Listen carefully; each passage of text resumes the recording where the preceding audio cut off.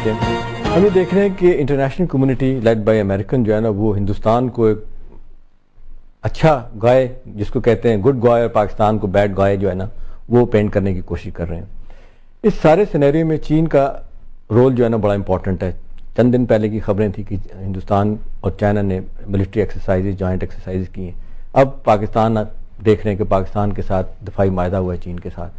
آپ ہمارے تعلقات کو چین کی طرف سے کیسے دیکھ رہے ہیں؟ کچھ لوگوں کا خیال ہے کہ ایسے وقت میں جو پاکستان کے اچھے دوست ہیں چین اور ایران اس کی طرف جانا چاہیے, رجوع کرنا چاہیے, بات چیت کو لے کے جانا چاہیے آگے اور اپنے آپشن ان سے ڈسکس کرنے چاہیے. آپ سمجھتے ہیں کہ وقت آ گیا کہ اس طرف جانا چاہیے ہمیں؟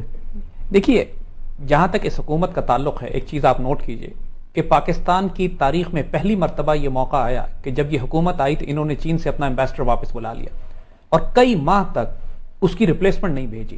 یعنی یہ تاریخ میں پاکستان کے نہیں ہوا کہ 3-4 ماہ تک چائنا میں ہمارا سفیر ہی نہ ہو.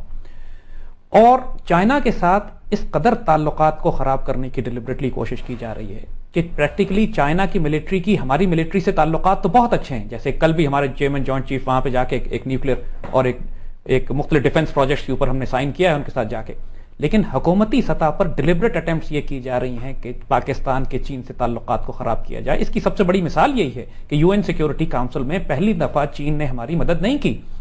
چین کہا نہیں گیا انہیں, یا تو ان سے کہا نہیں گیا یا چین کو منع کر دیا گیا کہ آپ نے اس میں ویٹو نہیں کرنا ہے, کیونکہ پہلے بھی انڈیا 3 دفعہ یو این سیکیورٹی کاؤنسل میں جا چکا ہے. چین نے ہر دفعہ ہم نے ریکویسٹ کی اور اس نے ویٹو کیا ہے, اور ویٹو کرنے والے ملک کو کوئی اپنی جواب دہی کوئی صفائی نہیں دینی پڑتی, بس ویٹو کر دیا اور ختم ہو گئی.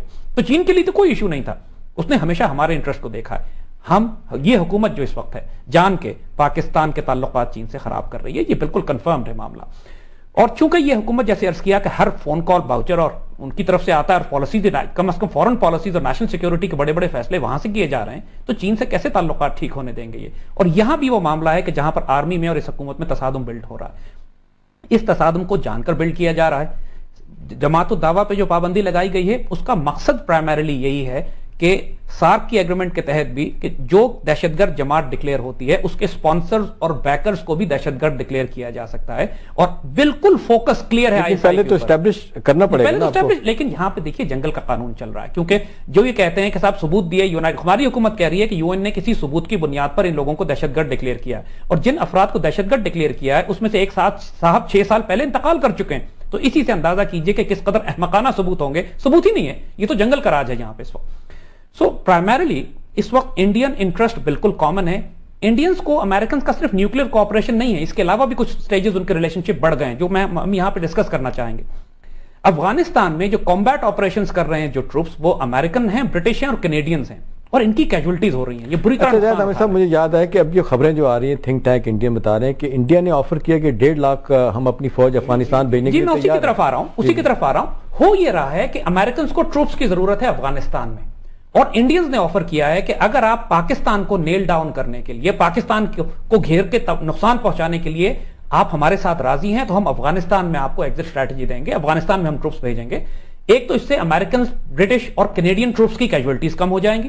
دوسری طرف افغانستان کو سٹیبلائز کرنے کے لیے کرائے کے فوجی ملیں گے امریکنز کو کہ جو اپنی کیجولٹیز کم. 30 ملکوں کی 40 ملکوں کی فوج ہے combat troops. NATO non combat operations میں, نیٹو کمبیٹ آپریشنز میں نہیں ہے. میرا خیال امریکہ, برطانیہ اور کینیڈینز ہیں. اس وقت کیجولٹیز ان کی ہو رہی ہیں. سو انڈینز کو فائدہ یہ ہے کہ یہ پاکستان کے مغربی بارڈرز پہ بھی آ جاتے ہیں, اور جب 1.5 لاکھ فوج ان کی افغانستان میں آ جائے گی تو we will be in a very dangerous situation, کیونکہ یہ بہت عرصے سے ایک پاکستان کے نارتھ میں کشمیر سے لے کر فرنٹیئر تک ایک کوریڈور کاٹنا چاہتے ہیں. اور یہاں پہ بھی ابھی اگر یہ لوکل ایک ہائی انٹینسٹی وار بھی کریں گے جو یہ کرنا چاہتے ہیں, کیونکہ انہوں نے ڈرونز کی پینیٹریشن کی ہے کشمیر سیکٹر پہ اور سیالکوٹ پہ, اور جو پلینز ان کے آئے تھے وہ جماعت الدعوہ کے کیمپس پہ حملہ کرنے کے لیے کشمیر میں اور مریدکے پہ, لاہور کے پاس جو مریدکے کا سینٹر ہے, یہ ایکسپیکٹ نہیں کر رہے تھے کہ پاک فضائیہ تیار ہوگی, مگر وہ آئے تھے fighting petrol, they were loaded, they came to bomb. لیکن جو نیٹو ہے ہمارے مغربی بارڈر پہ آپ دیکھیں گے پہلی مرتبہ کل نیٹو نے چمن کے اوپر سے فلائی کیا ہے. یہ ہمارے ریڈارز چیک کر رہے ہیں, وہ فلائی کر کے یہ دیکھ رہے ہیں کہ ہماری ریڈار کوریج کہاں کہاں ہے, ہمارے ریڈار زونز کہاں ہیں, ایئر ڈیفنس سسٹمز کہاں پہ لگے ہوئے ہیں, ہم میسائل لاک کرتے ہیں ان کے اوپر یا میسائل لاک نہیں کرتے, کیونکہ جب بھی کوئی surface to air missile lock کرتا ہے جہاز کو خبر ہو جاتی ہے کہ ایک میسائل مجھ پہ لاک کر گیا. سو تیاری ہو رہی ہے. اوباما کے آنے کے بعد ایک نئی ایکسپیڈیشن ہوگی جو 2 پرونگ سے ہم کو یہ ملٹریلی دبائیں گے, اور اس کے لیے ہم کو جیسے عرض کیا کہ ہم کو پہلا امپورٹنٹ ایلیمنٹ یہ ہے کہ قوم، سیاستدان، میڈیا، پارلیمنٹ، حکومت، فوج ایک ہوں اور اپنے دوستوں کے پاس جائیں. دوستوں کے پاس جائیں. لیکن صاحب آپ کے سفارتکاری کا بڑا وسیع تجربہ ہے، آپ فارن آفس میں بہت عرصہ رہے ہیں، بڑے ایشوز کو بڑے ماہرانہ طریقے سے ڈیل کرتے رہے. چائنا کے حوالے سے آپ کی ایکسپرٹیز رہی ہے، یہ کیا فینومینا ہے کہ چائنا ہم سے کیوں دور ہو رہا ہے؟